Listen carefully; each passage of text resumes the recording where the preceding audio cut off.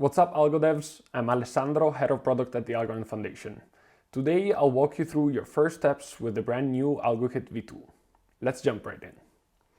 First things first, we will need to check if our Python version is equal or major to 3.12. You can do so by running python -- version. As you can see, it all checks out.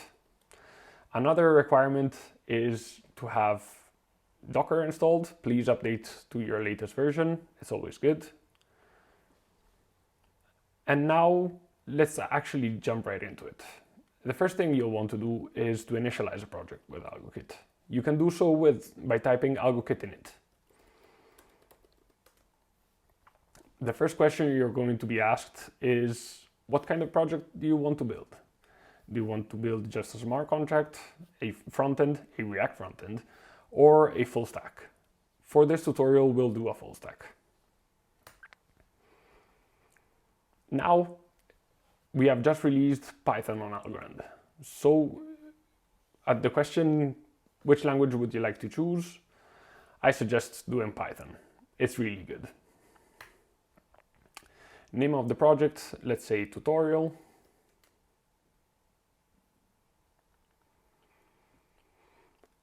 And here you can decide what template preset you want to use. Starter is a simple template without a lot of dependencies installed and a lot of best practices. Or production is where you have all the bells and whistles. I always suggest production. The default smart contract, we'll call it Hello Python. Our deployment scripts for the backend, let's do full stack Python. We will skip the CD for the website. We'll do it at a later stage.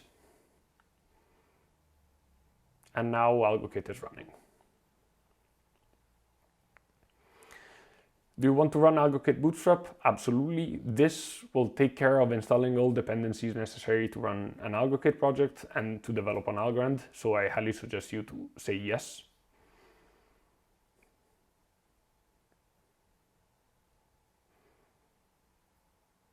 As you can see, we've installed the Python dependencies, and now we're on to the NPM dependencies for the React frontend.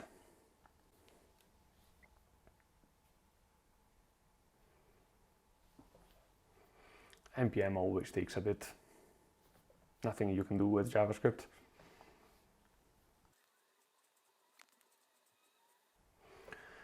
Don't worry if you feel like it's hanging. It's just simply NPM taking a bit. Everything is good behind the scenes.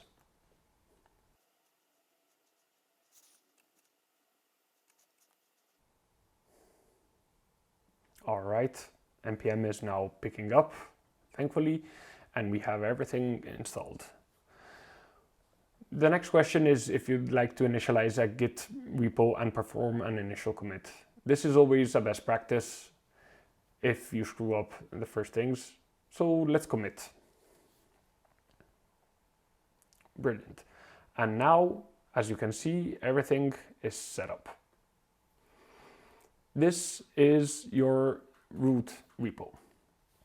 And with AlgoKit v2, we have adopted the concept of workspaces. This means that you will have a root workspace that will hold a smart contract, a backend workspace, and a frontend workspace. This has a few nifty quality of life improvements. For instance, you can now set up only a smart contracts template, and then when you feel ready and confident to develop the front end for your smart contracts, you can simply run AlgoKit init, a front end template from your root project directory, and it will behave exactly like a full stack template. As you can see here in the backend, you will find the smart contract, Hello Python, and the contract is here. Wonderful. As always, when you want to run the contracts, just remember that flow is your best friend. So to access that flow, just do first cd into the tutorial and run AlgoKit Explorer. This will launch everything. Of course, we haven't initialized localnet, so let's run AlgoKit localnet start. This command checks if you have the Docker images. If you don't, it will pull them for you and set them up. And now we can run AlgoKit Explorer. Wonderful, we're ready to go.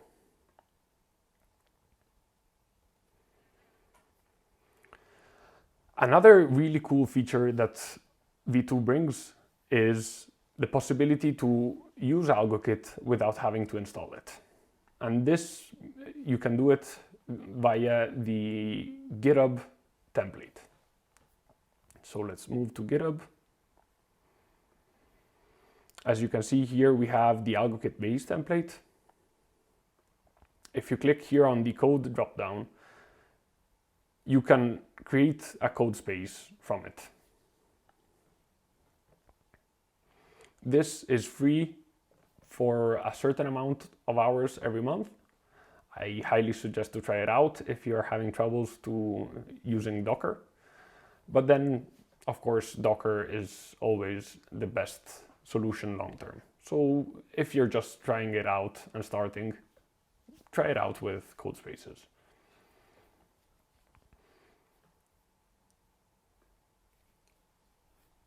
You will need to give it a few minutes to set up because it's spawning a brand new machine. It will have to install everything. It will install Python, it will install pipex, it will install AlgoKit for you. As you can see here, it will work with Docker right out of the box. It's a fully fledged online IDE experience, the same you'd have on your machine. Now let's give it a few minutes and let's let him cook, and we'll pick up right when it finishes.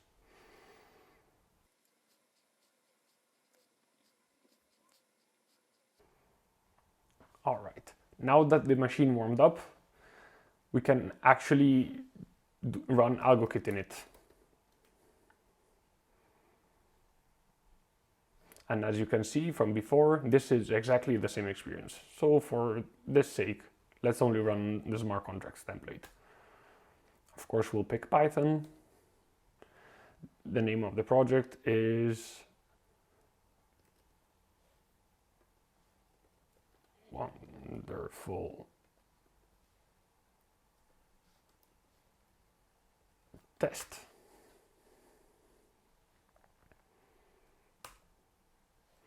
Let's do starter, Python.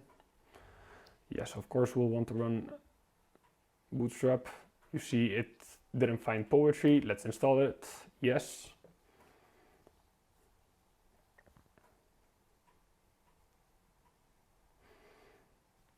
Of course, the machine is small, so it will be a bit slower than your laptop. So it's already picking it up. Great.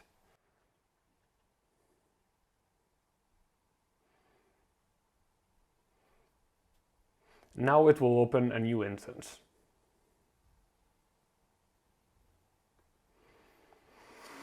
And as you can see, now we have our brand new project, same as before, but in the cloud, which is wonderful. This means that now to use AlgoKit, you'll just need a GitHub account, a free GitHub account, and an internet connection.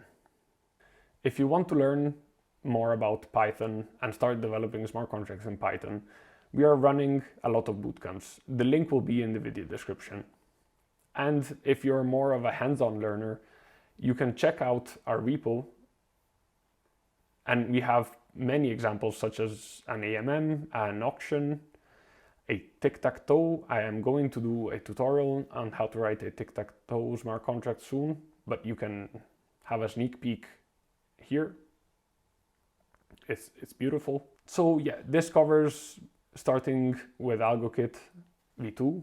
I hope you enjoyed it, and as always, happy hacking. Peace.